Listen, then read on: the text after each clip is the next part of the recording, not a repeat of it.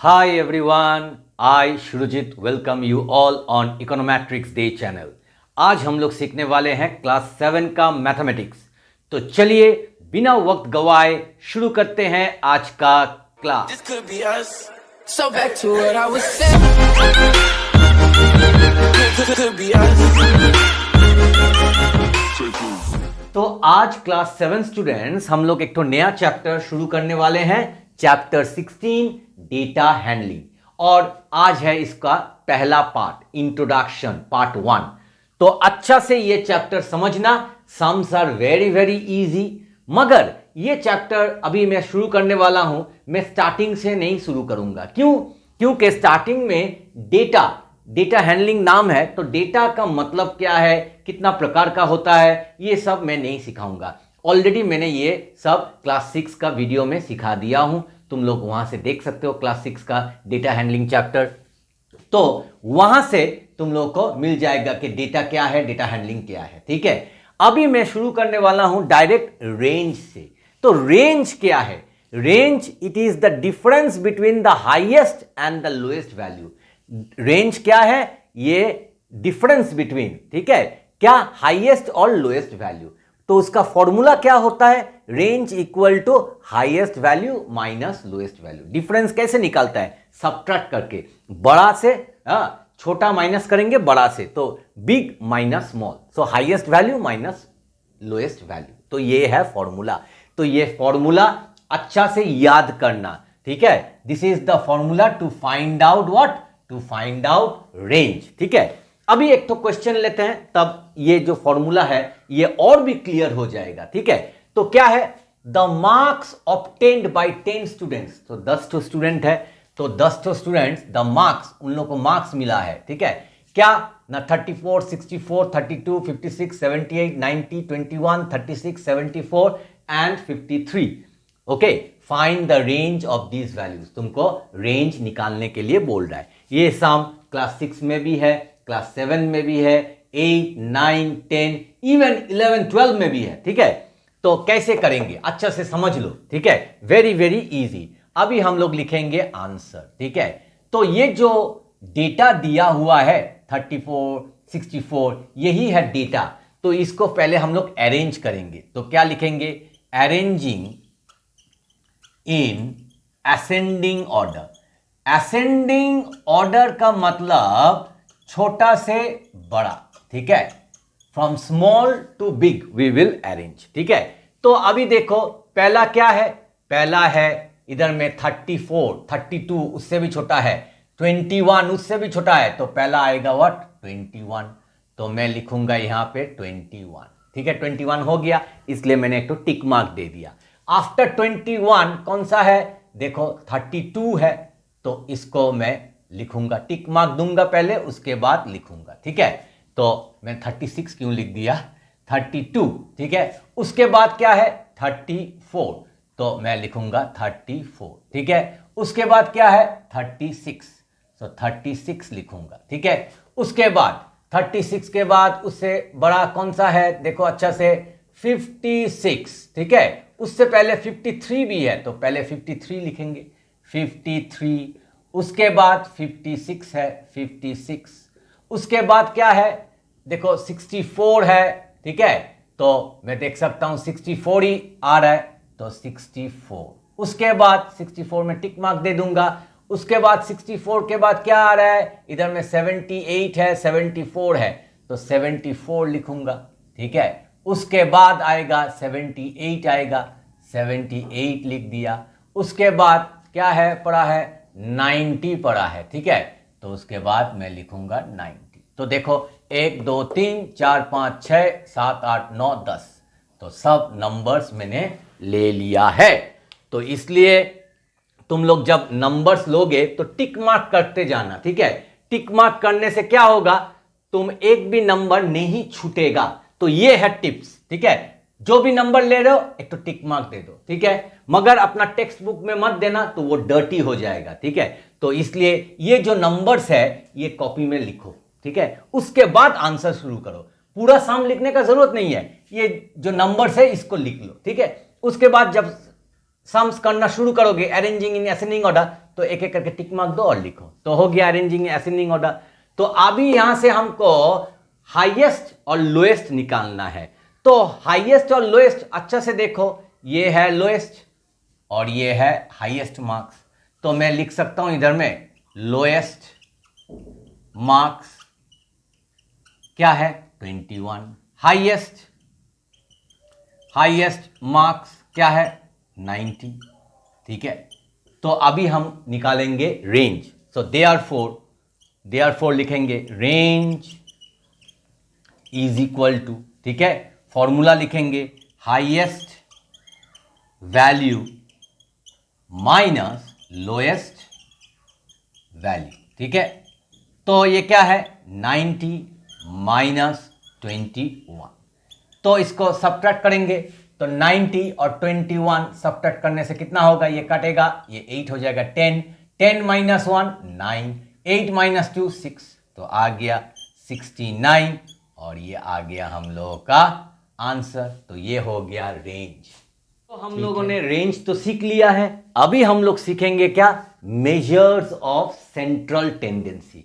अभी ये क्या है मेजर्स ऑफ सेंट्रल टेंडेंसी ना, मैंने लिखा है देखो, depending upon the nature of data. ठीक है, नेचर ये वाला इंपॉर्टेंट है, nature of data we need different types of representative values, different types of representative values to describe the whole data। ठीक है, हम लोग को चाहिए representative values to describe the whole data, मतलब पूरा डेटा। ठीक है, और यही वैल्यूज को क्या बोलते हैं, these values are called what, are called measures of, इसको ही बोलते हैं मेजर्स ऑफ सेंट्रल टेंडेंसी। तो अभी ये क्या है, सपोज मैं एक तो एग्जाम्पल दे रहा हूं, सपोज एग्जाम्पल, इधर में मैं लिख रहा हूं एग्जाम्पल। तो तुम लोग क्लास 7 में हो, तो क्लास 7, ठीक है, क्लास 7। तो class 7 student suppose annual exam हो रहा है। ठीक है, एनुअल एग्जाम में, ठीक है, मैथ्स में, सपोज मैं लिखता हूं मैथ्स सब्जेक्ट में, तो क्या हुआ, एनुअल एग्जाम हुआ मैथ्स सब्जेक्ट में, तो तुम लोग को मार्क्स मिला है एवरेज मार्क्स, सपोज मैं लिखूंगा एवरेज मार्क्स तुम लोग को कितना मिला है 75 आउट ऑफ 100। ठीक है, ये है एवरेज मार्क्स। इसका मतलब क्या है, that in the students of class 7 in the annual exam they got marks, average marks in maths is 75. That means that maximum number of students of class 7 their marks is around that 75। ज्यादा से ज्यादा बच्चे 75 के अंदर, उसका नजदीक उन लोगों को मार्क्स मिला है। ठीक है, 74 75 76, मतलब नियर अराउंड 75।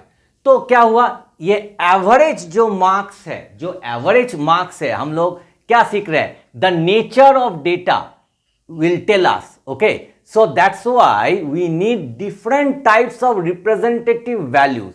इधर में different types of representative values का मतलब क्या है, मतलब है knowledge of what, knowledge of average marks.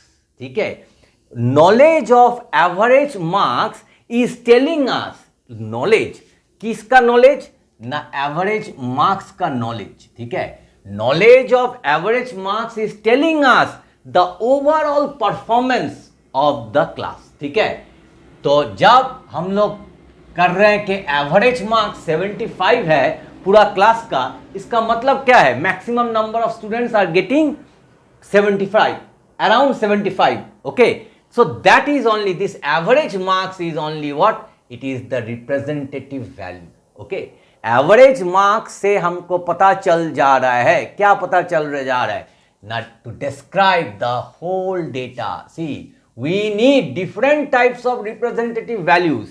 तो different types of representative values में एक तो है एवरेज, तो एवरेज मार्क्स से हमको पता चल जा रहा है to describe the whole data, पूरा क्लास का इंफॉर्मेशन हमको मिल जा रहा है कि क्लास में बच्चे लोग मैथ्स में कितना मार्क्स लेकर आ रहा है एवरेज मार्क्स से। तो यही है क्या, इसी को ही बोलते हैं मेजर्स ऑफ सेंट्रल टेंडेंसी। ठीक है, अभी देखो, देयर आर थ्री टाइप्स, अच्छा से देखो, there are three types of such representative values of any data. Okay, तो रिप्रेजेंटेटिव वैल्यूज जो हम लोग अभी बोल रहा था एवरेज, तो ये तीन प्रकार का होता है। एक तो है एरिथमेटिक मीन और एवरेज, एक तो होता है मीडियन, एक तो होता है मोड। ठीक है, तो तीन प्रकार का होता है। क्या होता है?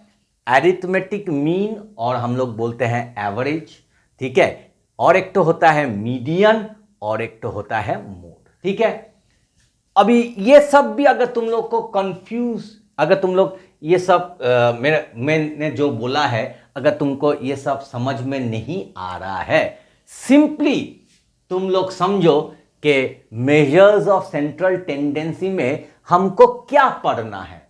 हमको पढ़ना है मीन, मीडियन, मोड, बस यही तुम। ठीक है, अगर तुमको लग रहा है कि ये सब क्या लिखा है, कुछ भी सर माथे में नहीं घुस रहा है, तो ठीक है, तो ये सब छोड़ दो। तुम सिर्फ समझो कि हम लोग मेजर्स ऑफ सेंट्रल टेंडेंसी पढ़ रहे हैं, और ये मेजर्स ऑफ सेंट्रल टेंडेंसी में तीन ठो पार्ट है, तीन ठो टाइप है। एक तो है एरिथमेटिक मीन और एवरेज बोलते हैं, और एक तो होता है मीडियन और एक तो होता है मोड। तो ये तीन तो हम लोगों को पढ़ना है। तो एक एक करके मैं इसको तुम लोगों को एक्सप्लेन करने वाला हूं। ठीक है, अभी समझ में आ गया? और जिसको समझ में आ गया ये वाला पोर्शन, ये वाला मैंने कैसे एक्सप्लेन किया, ये एग्जाम्पल से।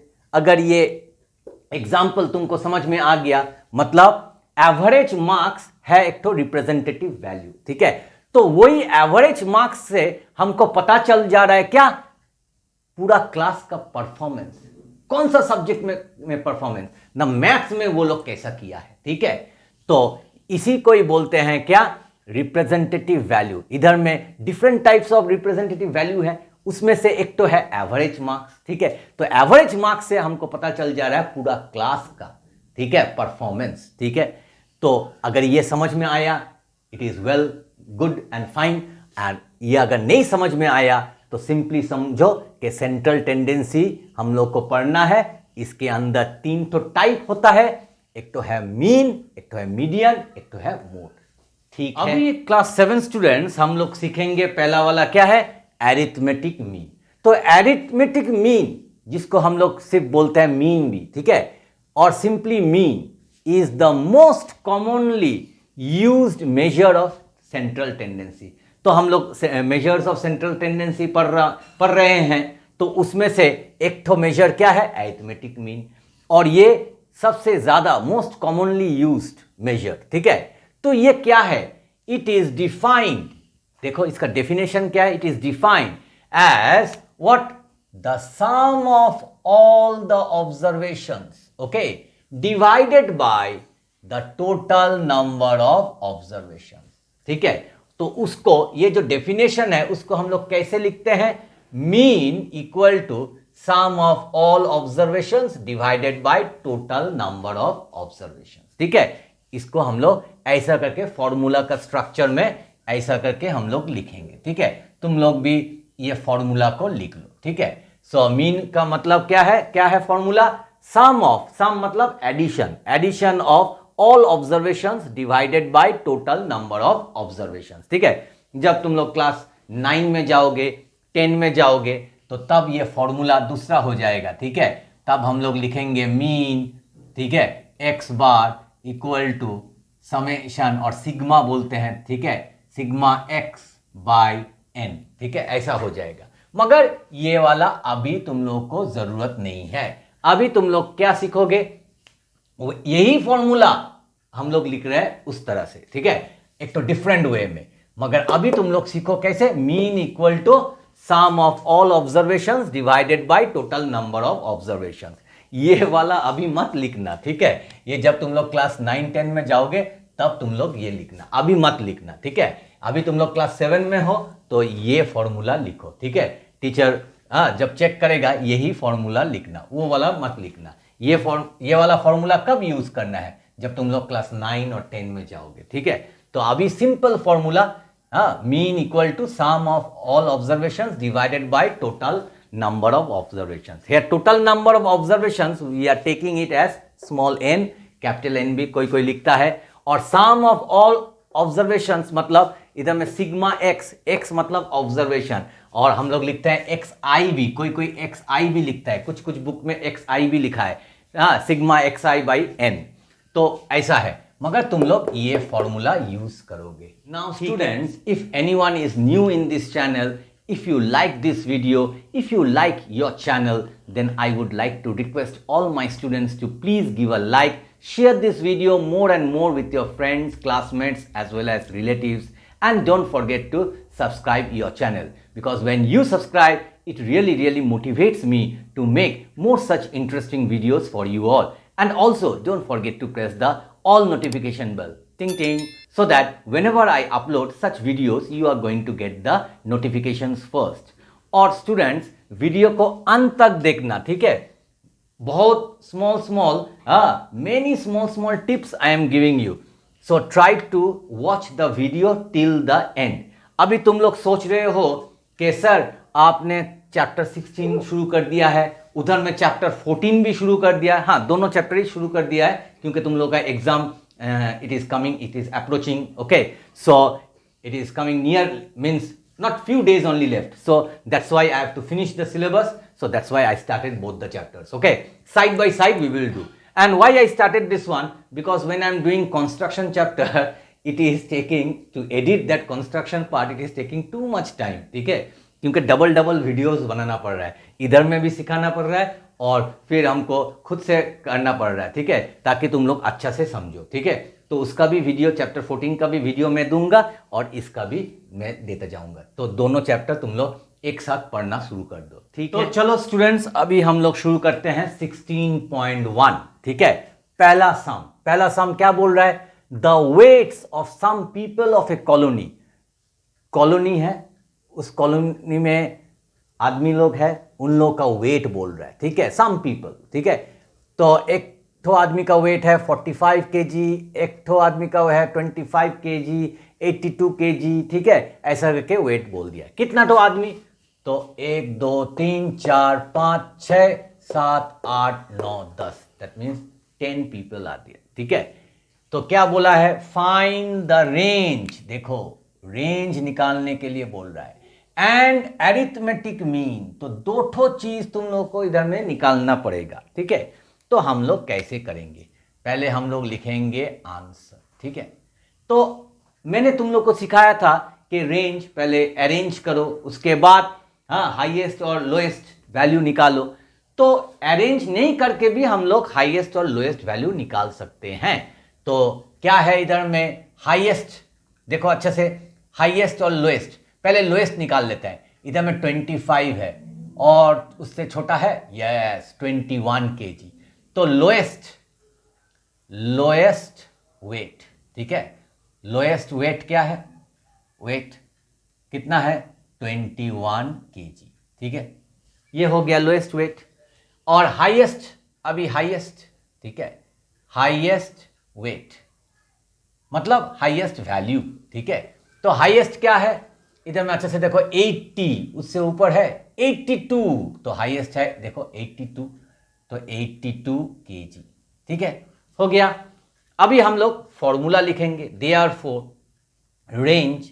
तो अरेंजिंग इन असेंडिंग ऑर्डर नहीं करने से भी होगा, ठीक है। Range equal to highest value minus lowest value, ठीक है। Highest value minus lowest value. तो हाईएस्ट वैल्यू कितना है? 82 kg माइनस लोएस्ट कितना है? 21 kg। इसको सब्ट्रैक्ट करो, आंसर आ जाएगा। पहले 82 और 21 माइनस करो, 1 आ गया, और इधर में हो गया 6, तो 61, तो 61 kg, और ये आ गया हम लोगों का आंसर। तो पहला आंसर रेंज हम लोग को हम लोग का आंसर निकल गया है, ठीक है।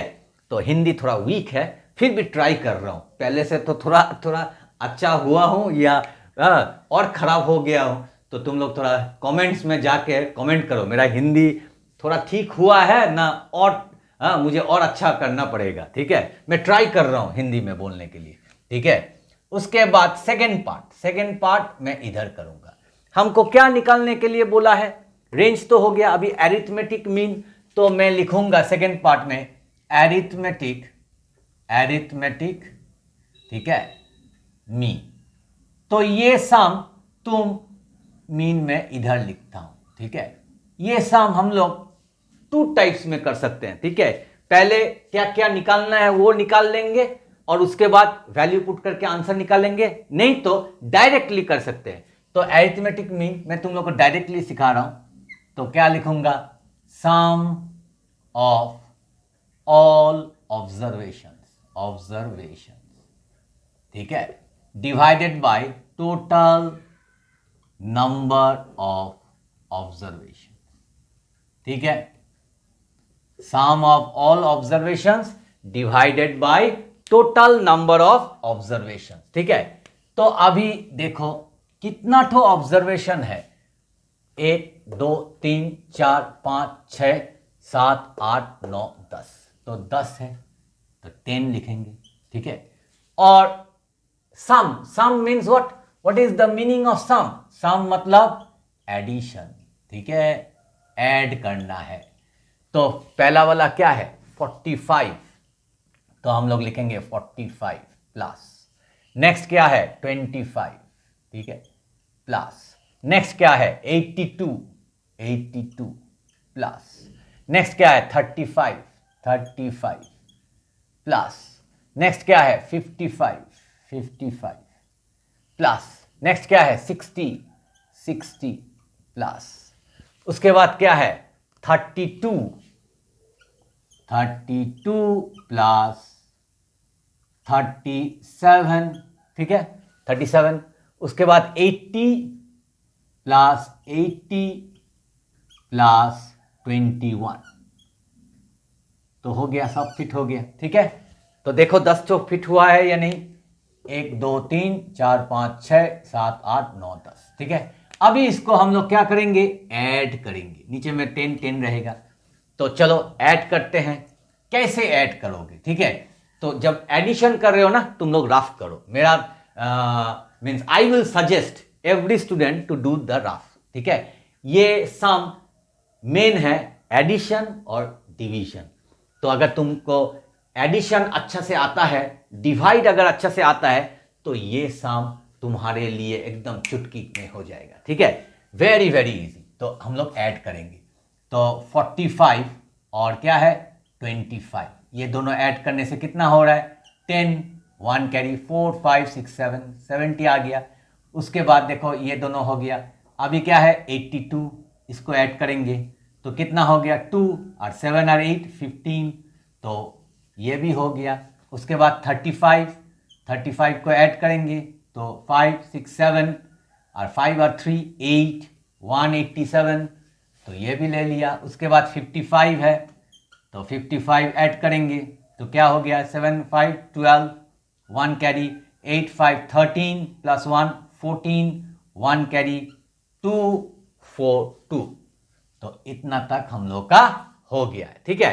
इसके बाद क्या करेंगे? 242 लिखेंगे, मैं इधर कर रहा हूं 242, ठीक है। उसके बाद क्या है? 60 है, ठीक है, ये वाला 60, तो 2 6 और 4 10, 1 कैरी, तो 3 आ गया। अभी क्या है? उसके बाद 32, तो 32 तो ऐड करेंगे 2 प्लस 2 4 और ये 3 और ये 3 34, तो 32 हो गया। उसके बाद क्या है? 37, तो 37 तो ऐड करेंगे तो कितना आ गया? 7 4 11 1, 3 प्लस 3 6 प्लस 1 7 और ये हो गया 3, तो 371। उसके बाद 371 हो गया, ठीक है, देखो 371। उसके बाद हम लोग ऐड करेंगे, चलो इधर करते हैं, जगह नहीं है, तो 371 प्लस क्या है? 80 ऐड करेंगे, ठीक है। तो 1 8 7 15, 1 3 plus 1 4। Now we will add 21, तो 21 ऐड करेंगे तो 1 प्लस 1 2, 5 प्लस 2 7 और 4 है, तो क्या आ गया? 472, ठीक है।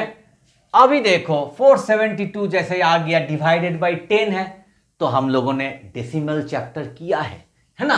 तो वो डेसिमल चैप्टर में मैंने तुम लोग को सिखाया है कैसे करके 10 से डिवाइड करना है शॉर्टकट में। तुम इस साइड से वॉक करोगे, 10 में एक तो 0 है, तो पॉइंट, डेसिमल पॉइंट, यहां पे एक तो डिजिट क्रॉस करके यहां पे डेसिमल पॉइंट आएगा, ठीक है। और ये सब ऑब्जर्वेशन क्या है, क्या बोला है, केजी ना, क्योंकि वेट का मामला है, तो हम लोग लिखेंगे क्या, केजी, और ये आ गया हम लोगों का आंसर, ठीक है। So 47.2 KG. तो मेरा ख्याल से question number 1, how to find out range और how to find out arithmetic mean, you have understood nicely. तो इस सम को प्रैक्टिस करना, ठीक है, एक दो बार प्रैक्टिस करने से, और मेन चीज है फॉर्मूला, रेंज का फॉर्मूला और अरिथमेटिक मीन का फॉर्मूला लर्न करो, ठीक है। अगर वीडियो पसंद आए तो वीडियो को लाइक, शेयर और सब्सक्राइब करना मत भूलिएगा। मिलते हैं और एक अच्छे नए कंटेंट के साथ, तब तक के लिए बाय बाय।